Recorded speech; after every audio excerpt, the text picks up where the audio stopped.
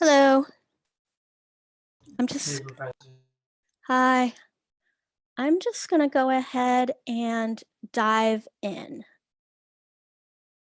So,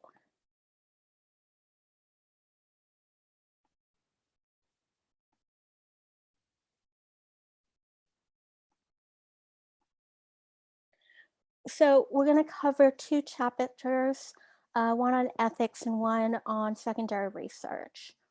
So when we're talking about ethics, we're talking about values and standards that we're using to make decisions. And in this class, we're going to talk about them in regard to business decisions. And when we're talking about that, we're talking about um, not doing any harm in our research to subjects. So those are the people we're studying, to the clients we serve. You can think of them as your customers as well as clients, to society or the environment. People use multiple approaches in governing their ethical decision. These are moral philosophy, rights principle, utilitarianism, justice principle, and relativism. One thing you need to keep in mind is not all of the approaches are mutually exclusive. Okay. So moral philosophy is virtue ethics. And Aristotle describes it as a decision in a certain situation is the one a mature person with good character would make. Okay, so the rights principle, Immanuel Kant expressed it, and ethical decision is ethical when it is the decision that most people would make. And utilitarianism, also known as teleontology, which means the greatest good for the greatest number of people. In business, we look at this as a cost-benefit analysis. And the justice principle has three parts, and we're looking at fairness of process and reward. So distributive justice deals with the equitable determination of rewards, and procedural justice involves the rules of the game, and interactive justice involves the communication used in the relationship. Now, in relativism, ethical decisions are based on the people around them or the specific context in which they find themselves. You've probably heard about when in Rome, do as the Romans do. So what about ethics in marketing? So we need to make sure that we are collecting our data in a way that is ethical. We want to inform people of what we're doing. We don't want to mislead customers when they are making decisions about what to purchase. There's a code of standards that marketers use, and some of them are universal, and some of the companies take a look at a code of standards and decide what to adopt from the code of standard, how to work at it. And the code of standards helps researchers in the beginning of the research process. So these are the things you need to cover. Client confidentiality, duty of care to the environment and community, any conflicts of interest, fair pricing policies, equitable treatment of employees, quality management and assurance, not non-discriminatory policies, and corporate citizenship. Um, how do you develop your code of standards? So you want to get everyone involved in the process, decide whether you want to do this within your company or whether you want to bring in a consultant to help you develop this. Make sure the standards apply to the entire company. You want to write this in a way that everyone understands. So you don't use a lot of legal jargon. You want to publicize the code of standards. So, and publicize it as much as possible. Make it something that your employees will see, put it up on your website, provide training.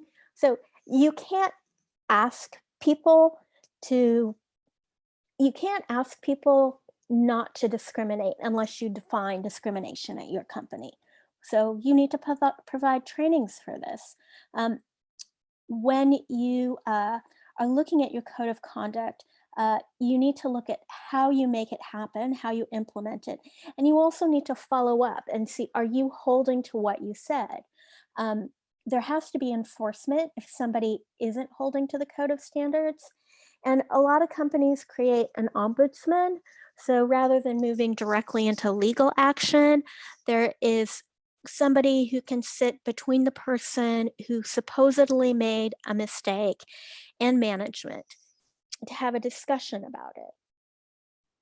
So there is, like I said, there are standards that companies take a look at, and the International Organization for Standardization has quality management standards for marketing, opinion, and social research. Um, and the standards we apply to the manner in which market research studies are planned, conducted, supervised, and reported.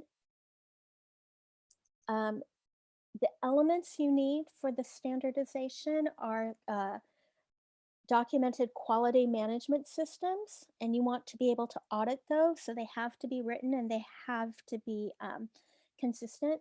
Again, train and develop your staff. You have to control your subcontractors. So I had a friend and she's an attorney and she worked for the Gap.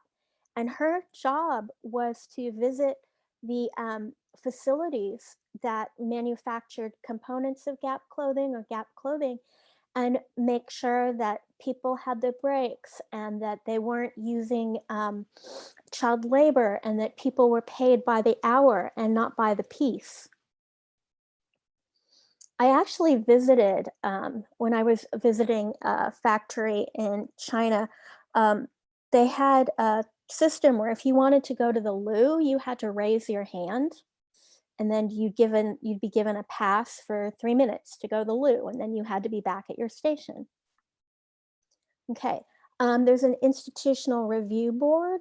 So governments at all levels have developed rules and regulations involving how we test human subjects. So I'm going to move us to a new screen right away. And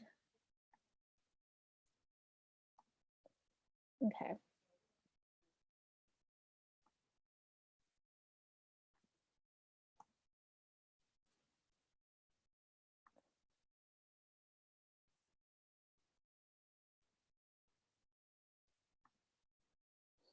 So when you are conducting research at NDNU, we need to ensure that participants are adequately informed.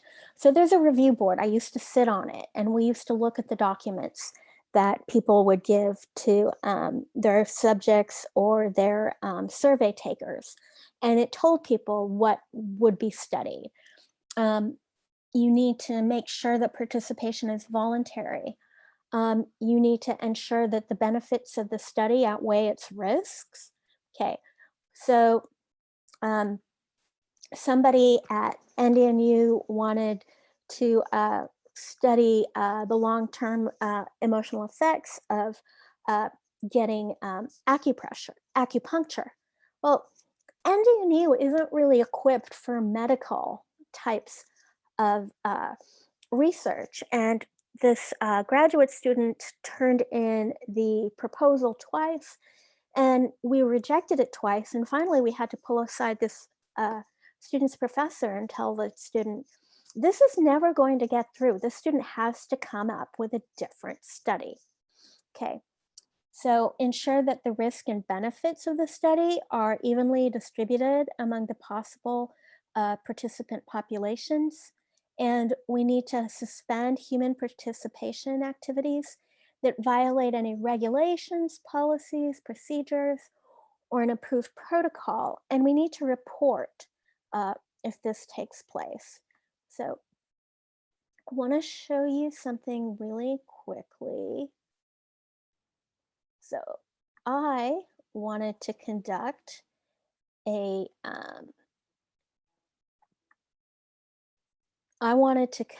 study, and I did not fill this in properly. This study involves physical activity for the participants. Well, if you were to read my proposal, it did. I was asking the person to do something, but I checked that it did not, and so the Institutional Review Board rejected my proposal because it was not consistent. I also forgot to check the study administers radioactive materials to the participants, which again, I should have checked no. I just ignored that question altogether. And so, of course, NDNU would say, no, do it again.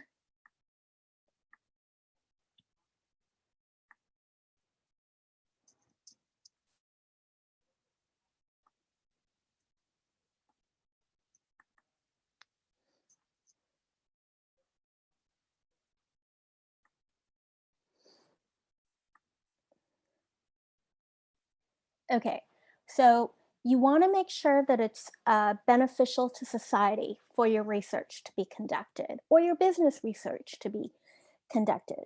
You want to provide informed consent. So you want to provide people with a letter before you conduct the research that tells people what's happening, and ask the people outright, do you agree that you want to be part of this study? We need to talk about privacy and confidentiality when we create this informed consent. So we need to tell people that the information that they provide will be kept in private, that it will be kept under lock and key. What I have my students do, and they outline it in their document, is that the document itself will be will have a password on it, and then that document will be housed in a folder that has a password on it. So this creates an issue when you have a group project. So what tends to happen is that people don't use Google Docs for dealing with the data that's collected. They use Dropbox because you can enable more password protection in there. We need to talk about privacy even if we're conducting a web survey.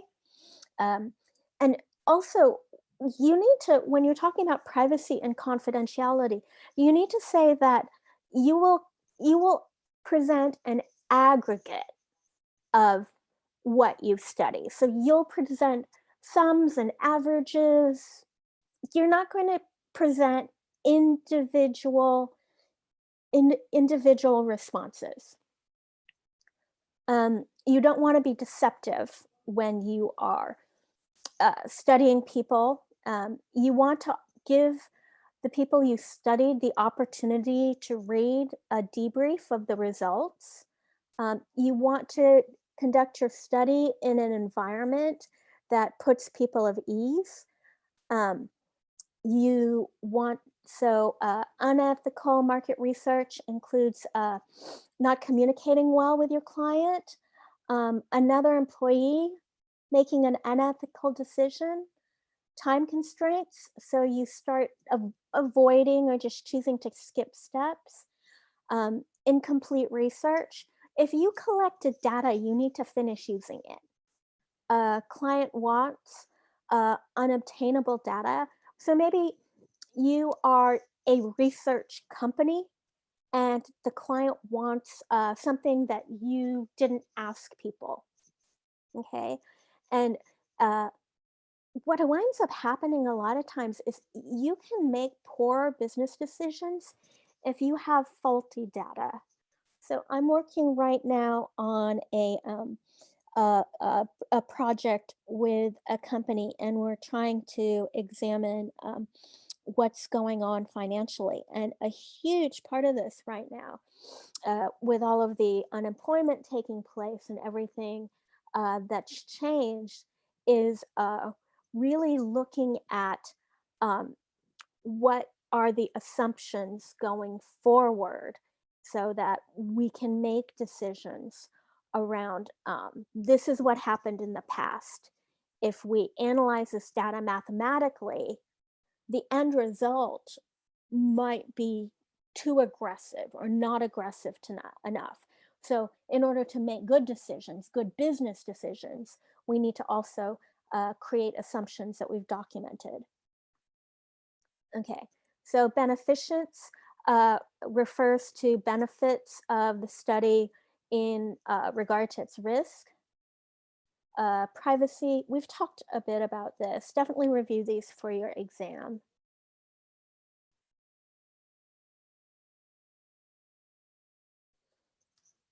So, most ethical decisions present themselves as a simple right or wrong, but they're not black and white. You need to address them and think about the complexity of it and what's ambiguous, and then make it unambiguous.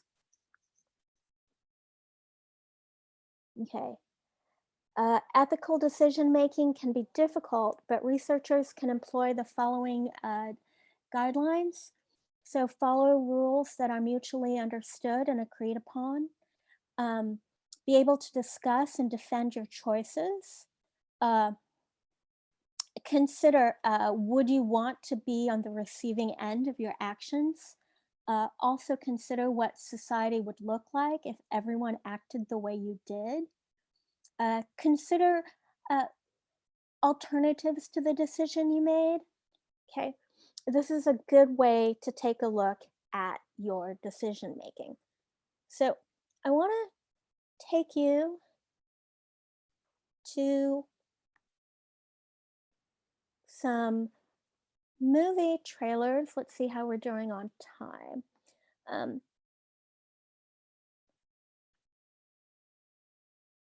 so make sure you've got your audio on. Wait, I'm just. What are you looking at right now? Are you looking at Moodle? No, it's showing your PowerPoint. Okay, here. Okay, perfect. I'm going to show you some videos about research. They're from Hollywood, so it's not business research, but we're going to use it to talk about ethics in research, okay?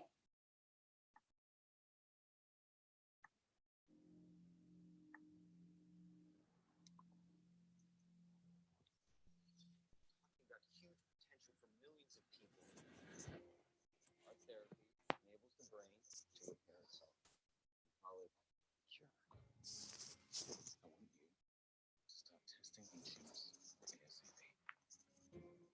We test one subject and make sure it's stable. I designed the 112 repair. Caesar's gone way beyond that. You need increased intelligence. Skills that far exceed that of a human counterpart. It's a strong blow. It works. What about Caesar? What does he fit in? That ship's company property. He hasn't spent any time with other chips.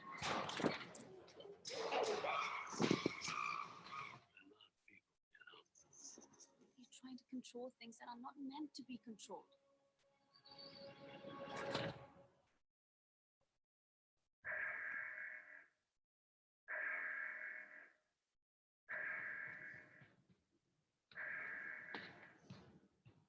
They are contaminated.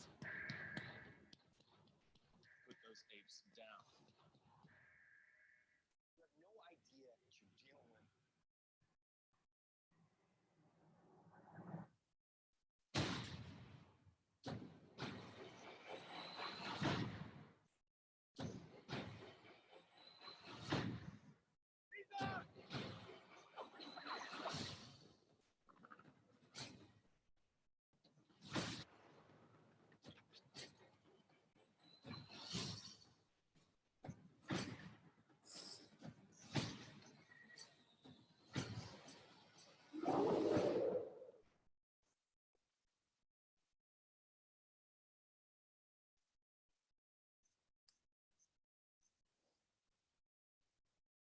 Okay, so let's talk for a minute. What do we see when we think about this company and the repercussions of what it did?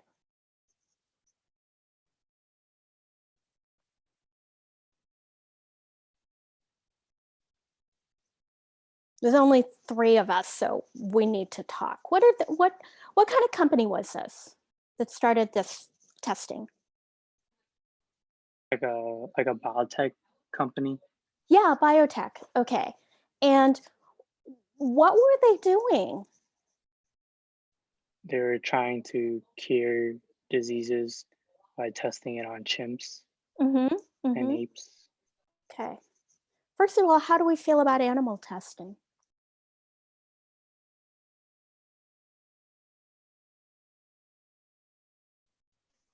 Sometimes it's cruel. Sometimes. Okay. All right. Let me go ahead and move you on to the next movie.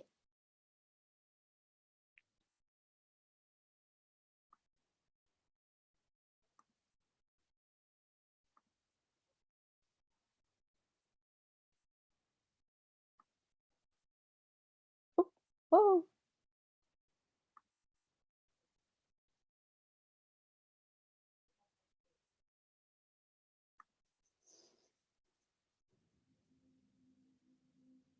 Nothing happened the way it was supposed to happen.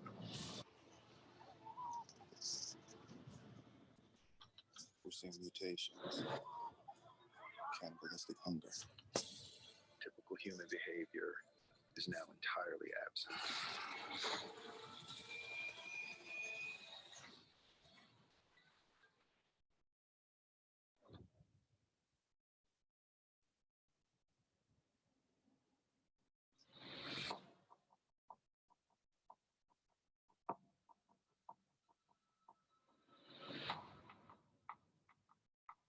My name is Robert Neville. I'm a survivor living in New York City. I haven't seen another person in 3 years.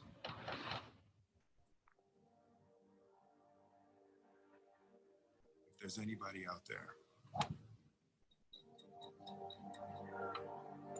anybody, please.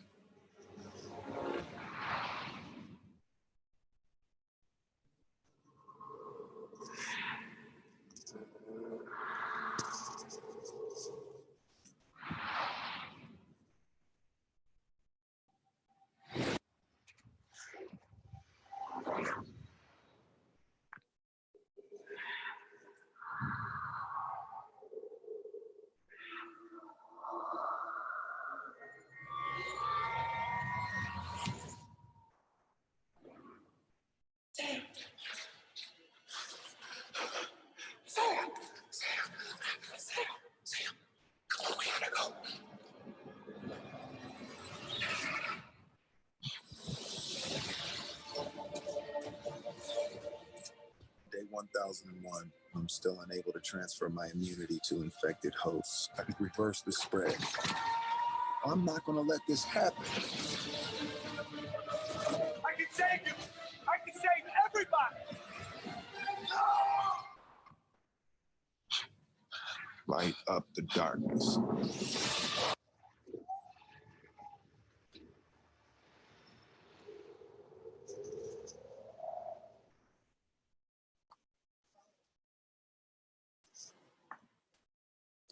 So, has anyone seen this movie? It's rather old. Yep, Yeah. it's definitely one of the best movies he's done. Okay, so what's the premise of the movie? He's a lot. Well, it's what the trailer said. He's the last survivor, or he's one of the few survivors left in a zombie outbreak, Mm-hmm. and he is essentially tasked with finding a vaccine for Mm-hmm. humanity, Mm-hmm. Yeah. and has to deal with the repercussions of everything around him trying to kill him. Yeah. Yeah. And what he's looking for is Well, one student a while ago said something very interesting, and she pointed out that the zombies are human beings, and by no fault of their own, they became infected. And Will Smith's character is taking these zombies, who are human beings, and experimenting on them. Is this right? Yes, pretty much, because it's a survival based thing. I mean, Mhm. if they were locked in a room with him, they would try and eat him. So Okay. it's and it's also a net good, right? Because he's trying to cure them eventually. Yeah, it's a net good. Now, let me ask you this. So, let's say that there were two parents, and they they received payment for their baby to be part of a study to test whether the baby conceived of gravity. So they tested the baby um, as an infant who sort of slumped around, and then they tested the baby as um, a crawler, a creeper, and then they tested the baby as a toddler. And the way in which they tested the child is that they created a floor with a long drop and put a clear glass on top of it to see whether or not the child would move across the glass or not. How do you feel about that? So the baby, there's a there's a I'm sorry, what's the situation that she's in, like that the infant is in, like? The baby, what they're testing is whether or not the baby knows instinctively what gravity is. Yeah. So If what's the the physical setting? What's the physical setting? Yeah. There is so the baby's in a room, and it's a white floor, and then the white floor stops. There's a cliff, small cliff. Okay. There's a small cliff, and then a glass floor, and they're trying to see if the baby creeps over that, Yeah. at the youngest age, and then ultimately when the child is a toddler, when the baby toddles over that or doesn't toddle over that. So the risk is like brain damage, or if she falls, or if he falls. There's actually none because there's glass in place. There's they have a platform, but Oh, so it's okay. I see. So mhm, nothing bad would actually happen. It's just nothing bad would actually happen to the baby. okay. So, what do we think of that? First, what do we think about informed consent? Um, I think informed consent is useful in a lot of cases. In this particular situation, I feel like since the harm to both parties is like non-existent, this experiment is essentially ethical. It's fine. Okay. Um, I think questions of informed consent are more valid when, a participant does not know or is aware of the danger that is in front of them. So the so I was that baby. I'll just let you know. My parents received money so that I could be part of this experiment, and my parents reviewed the documents for informed consent. Now, if you were to study a child for marketing purposes, you would create an informed consent form for the parents. And oftentimes the parents would be present for the study. The parent wouldn't be present in a way that the child could see the parent, because the parent might influence the study, but the parent might be uh, would be present. Now, my parents always joked that it was free babysitting and that they didn't actually come because they knew the researchers. So, um, yeah, but when you're working with young people, you would do that. And my sister was part of a test group. You know that toy that has the holes in it that are different shapes, and you're supposed to slam the shapes in there, and it's supposed to help a child develop cognitively? Mhm. Yeah. Yeah. Okay. My sister tested that product, or not tested, but she was part of the group to figure out the age appropriateness of this product.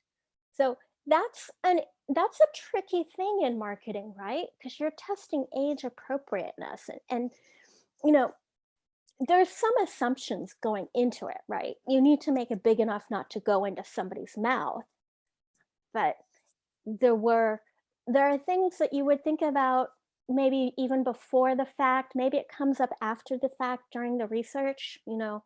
Does the kid wind up pinching himself because he slammed the cube into the hole without moving his hand? Okay. So when you're a marketer thinking about products and testing the product and age appropriateness, it's something to consider, right?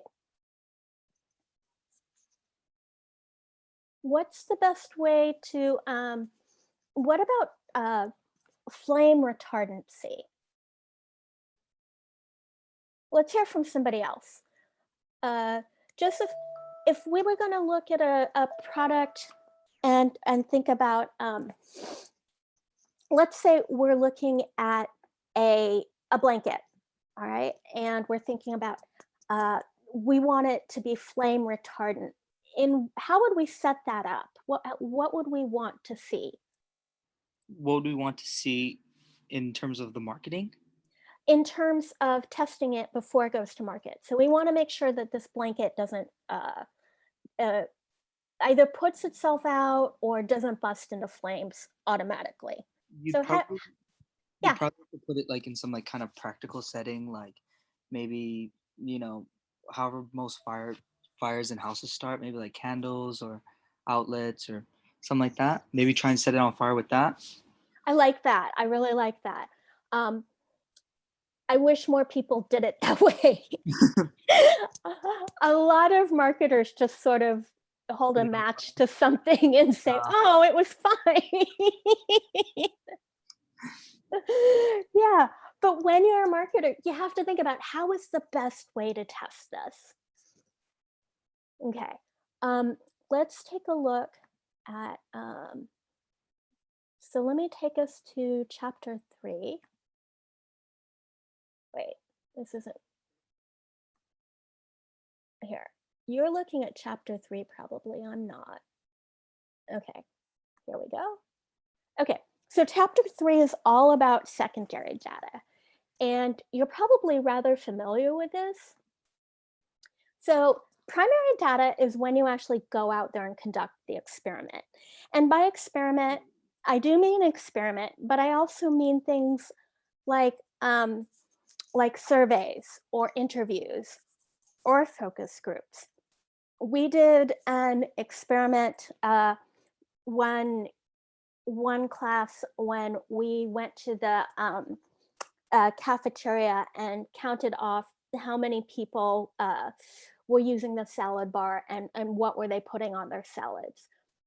We did another experiment in the library where we quote unquote borrowed pens from people, walked away from them, and then counted off how many people chased us down for the pen, while somebody else was in the library taking notes of, facial expressions with their irritation, or some people kind of shrugging it off like, oh, well. Okay. So, how do you feel about the second experiment?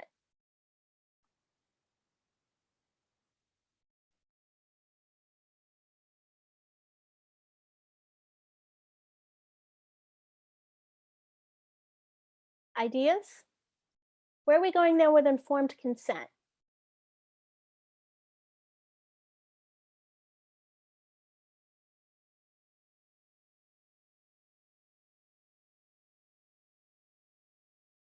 There was none, right? And we wound up with a lot of irritated people. We did go back and give all the pens back, and we explained that we were doing it for a class, and we didn't hold on to the pens for very long. I think we had the pens for all of about 3 minutes, but it was a learning experiment for the experience for the students to see how badly things can turn out if you don't give people the opportunity to consent, or at least let them know, hey, we're going to be in the library and we are going to conduct some sociocultural experiment. If you want to come to the library, do. But there is an experiment underway while you're there. Okay. So secondary data is data previously gathered for some other purpose. So we use secondary data to gain insights where that primary data that we collect and we're going to analyze doesn't quite tell the whole story. And it provides background in order to understand a problem or situation and provide an overview of the marketplace and its dynamics. So we use it to explore information so that we can figure out how to plan our study. And it can serve as a checkpoint and a benchmark for looking at our primary data. So most of you have probably written a research paper where you had to go to the library and find peer-reviewed articles. So those peer-reviewed articles are secondary data, and you could have pushed it forward after you had all this secondary data and decided, hey, I have this. Let me model some experiment off of this. Let me figure out another question I want to answer after reading all of this and coming up with a way to study it. Generally what happens though, now that was you just learning how to gather the secondary data, but what you want to learn from this class is how to push that forward. And when you're planning out your study, you plan the whole study and then you start grabbing all the secondary data. Okay, so secondary data can give you insight into sample selection. So when I was working in my dissertation, I had to look at the population of the United States, but I didn't know how many people I needed to survey. And then after doing some math, I figured out I need to survey 450 people because I wanted to survey people who were currently in the workforce. So in order to find that out, I had to go to Census Bureau and a lot of different information, and then I could whittle that down, again with some math to come up with, okay, if I send surveys to 450 people and they all respond, then I have enough data. So when you use secondary data, some of the reasons why businesses will use this and nothing else is because it doesn't cost a lot, it's really fast, it's readily available, and it's really flexible. So some of the reasons why using only secondary data might not work for you is that what you find isn't quite what you need. It's a poor fit. And the accuracy of the data isn't there. Like I said, so I was conducting my study in 2013, but the census that I had was from 2010. The age of the data, so how old is the data, okay? And the quality of the data. So I'm sure you've probably read a journal article and said, this doesn't make any sense and I don't think I can use that, which is kind of disappointing, but the quality of the data just wasn't there. I mean, you couldn't use it to develop something further. So there are there's internal secondary data. So they're the closest at hand. Okay. So you could look at your invoice records, your income statements, your sales results, your advertising expenses, your inventory records.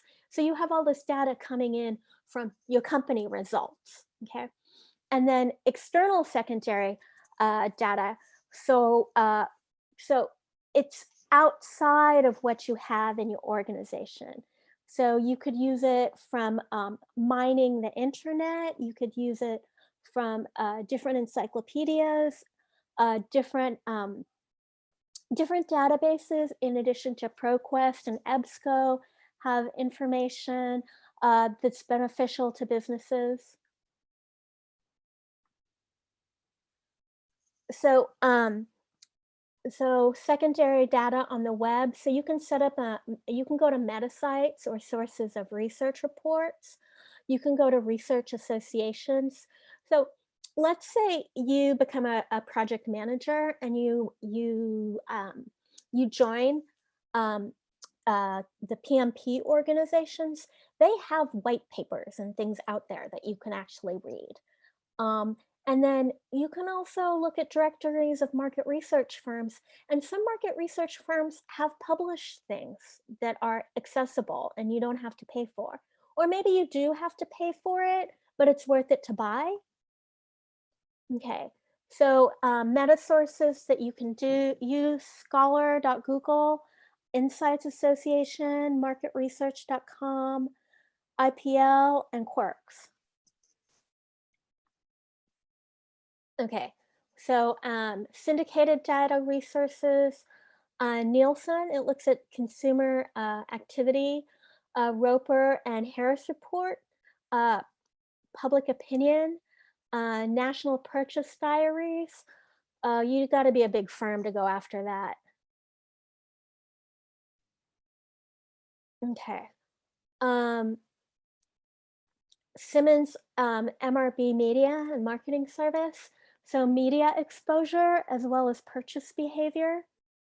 The Total Economy database. This is really awesome because you can get a sense of how your buyers are behaving based on the different changes in the economy. And you probably remember from your economics class that you're looking at things like inflation, housing starts, new construction, that sort of thing. You can actually get field information on that. Historical statistics of the United States, county and city data book. This is particularly helpful if you're working at a business that is highly local or very or privately held. Census data, editor, publisher, and market guide. There's a bunch of things. Wall Street Journal Index. If you're into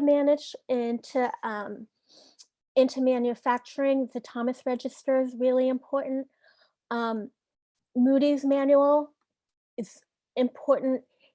It's important for investing too, but it's also critical just to do a quick glance at balance sheets and income statements. Standards and Poor's.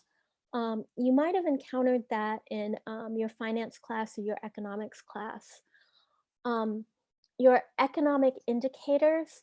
So I go to just the website Economic Indicators, and I just look at the diagram of it's a green arrow for up and it's a red arrow for down, and I just look, okay, what does it look like over the last 8 quarters?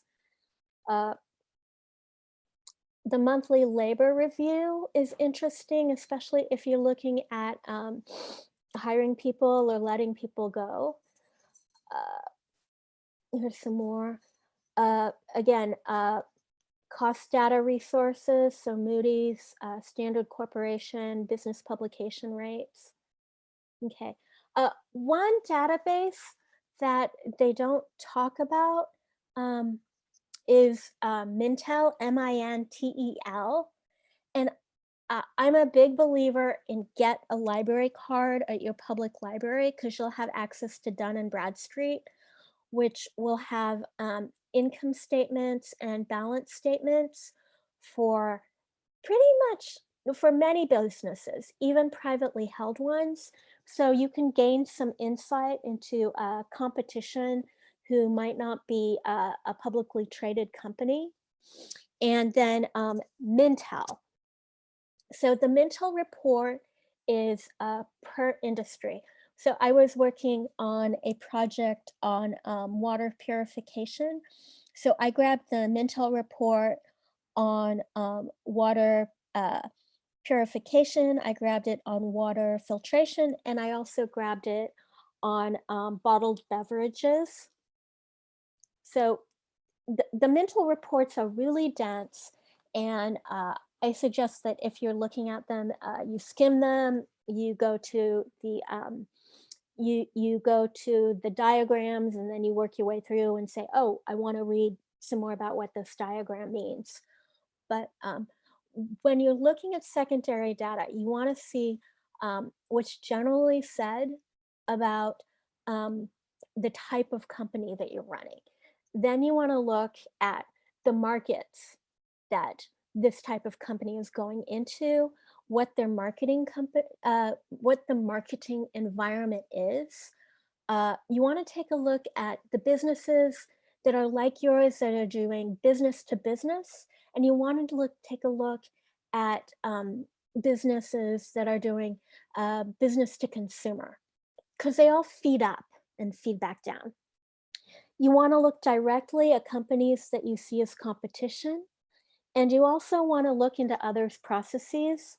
So look at how much money people are putting into operations and into human resources. This is all part of their process.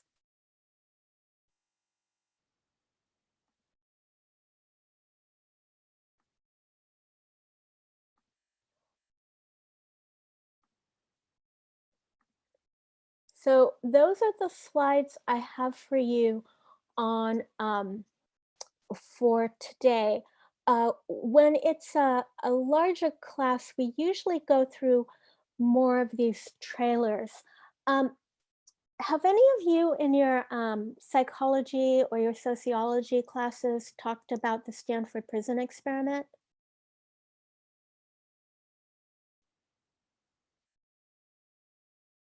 I I listened. I think I we covered it a while ago, but I know about the experiment anyway. Okay. This trailer, I'm gonna go ahead and share this trailer really quickly, and then um, we're gonna talk about it, and then we're gonna kind of call it for today because I don't have more than this to really present.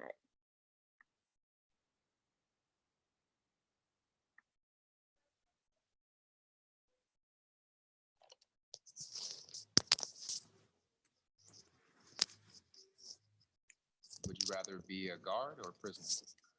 I don't think I have the qualities to be a guard. Prisoner. Prisoner, I guess. Prisoner sounds like it would be a little less work. Prisoner. Why's that? Nobody likes guards. Good afternoon, gentlemen. This experiment will be an extension of my research into the effects prisons can have on human behavior. You're going to be pleased to know that you all have been chosen to be the prison guards. But under no circumstances whatsoever are you to physically assault the prisoners in any way. So remember, just as you were watching the prisoners, my graduate staff and I will be watching you. All right, gentlemen, we're going to have ourselves a lot of fun. Rule number 1, prisoners must remain silent. This is an exercise period. Okay, is it just me, or are these guys taking this thing a bit too seriously? Why don't you give me 20 push-ups? Look at this guy. Thinks he's John Wayne or something. You address me as Mr. Correctional Officer. This might be an interesting 2 weeks after all. Why don't you make up your bunk, 8612? I did, Mr. Correctional Officer. Well, that's not what I see. Hey, what are you doing? It's just me now!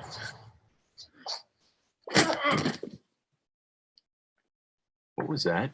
You just hit him. You're not supposed to hit him. Should we step in? No. Let the guards figure it out. Let's see where it goes. Good evening, gentlemen.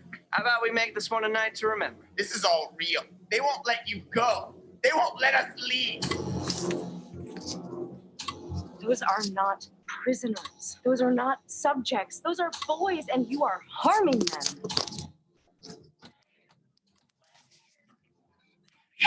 Yeah, I want out! I want out now! You thought you were gonna get some playtime in the yard, boy? Is that what you thought this was gonna be? I had no idea it would turn out this way.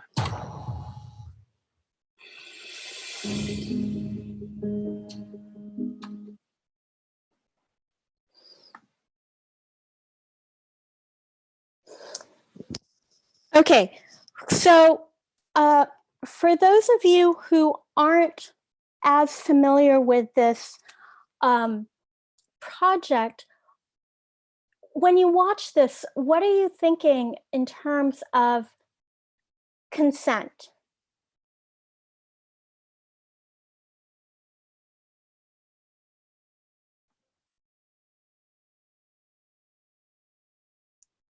Wait, can you repeat the question? Yeah, how do you feel? How do you feel about consent in this in when you look at this clip? Based on the clip, there wasn't really much consent to anything. It was just saying that you're just gonna be either play the role as a prisoner or a guard, not any repercussions of those playing those roles. Good, good. And then what do you think about the professor? Okay, because the grad students, right? The grad students were saying we gotta pull the plug on this. What about the professor?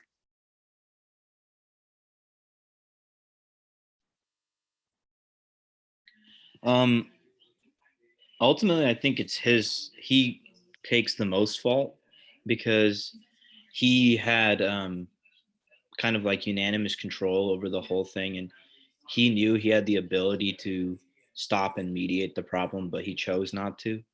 Right, right. And it's important to do your secondary research so that you have a sense of where things could lead. My sense of this whole thing is that he conducted this in part because of shock value, but sometimes people don't conduct their secondary research and it leads to tragedy for themselves. There was a researcher who famously decided to make herself the subject of her own experiment. And she chose to inhale gases and didn't find all the articles about the fatality of this. And she wound up hurting herself a lot. And if she'd have just dug a little deeper into the research, she would have known.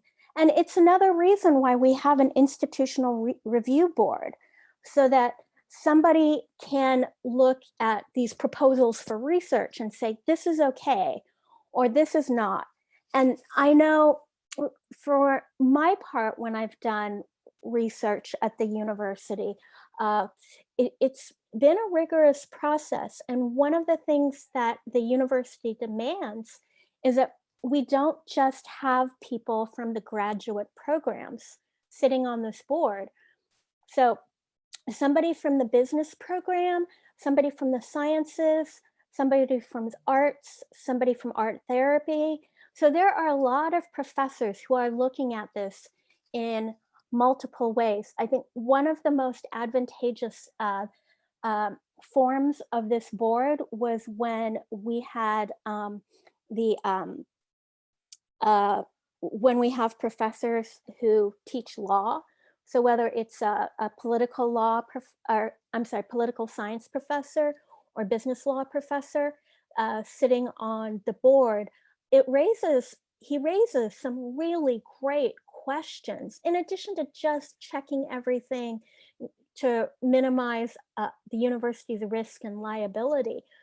But it takes a lot of different minds in order to decide whether or not research is done correctly, if enough pre-research, the secondary research is conducted before you jump into anything. Okay, so I just wanted to share that video, and I am going to go ahead and let you go for the weekend. Make sure, I know we had a little problem meeting last week, so just make sure you're staying on top of your homework, and I will see you next week. Hey, Professor, I have one question. Yeah. Since there's not that many people in class, can we just do one comment per post instead of two? Because I feel like two is kind of time consuming when you have to wait for other people to comment once, you know what I'm saying? What I suggest you do is that to just, if two people comment, go ahead and comment back on the other person, because then you are, we're still holding discussion, and there are repercussions for people who don't comment at all. Okay. Yeah. Okay.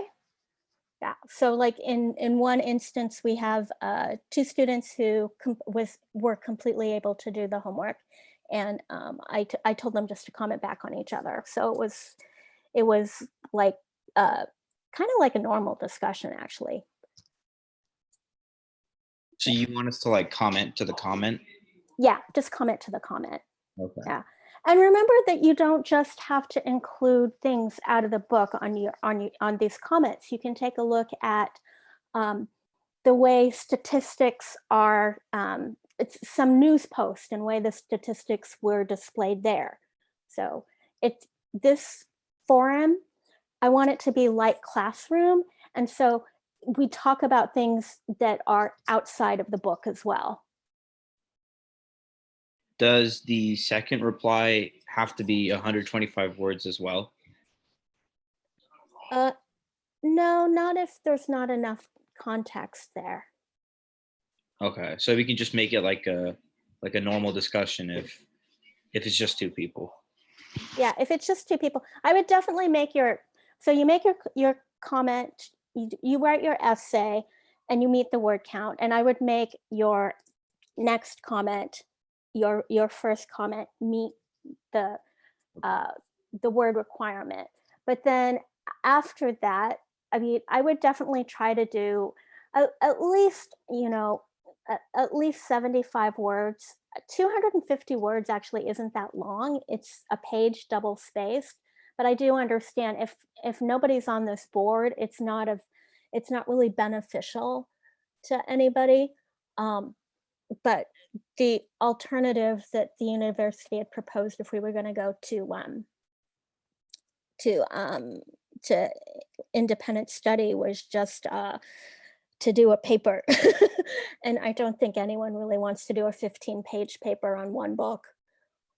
I think that would drive us all crazy. Plus, it's not a learning experience. We want to have some interaction.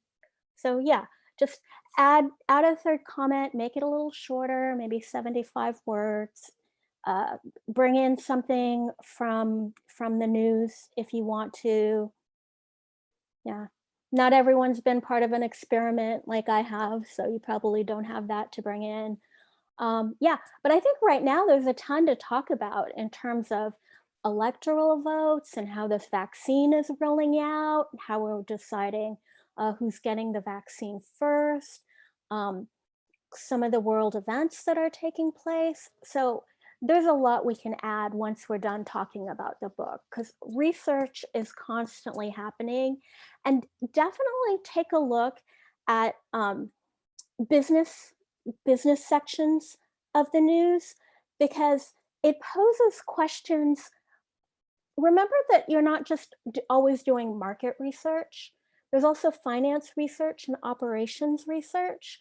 So if there's something in the news and it's about the financials and a company's financials falling or rising or whatnot, you can also discuss that, or you can just choose. Do you guys know how to go to Yahoo and look at a company and its stock?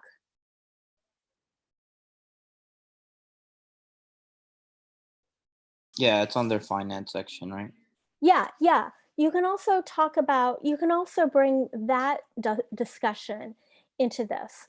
And I'm thinking in particularly when we start talking about how we measure things and how we design data collection, but you can bring quite a bit of the news into things. And, hopefully people will dive more into this. I don't want to assign a lengthy paper because the discussions aren't moving forward. Yeah, but yeah. Okay, so I'm gonna go ahead and let you guys go for the weekend. All right, Thanks, thank Professor. Okay, bye. All right. See you next week. Uh-huh.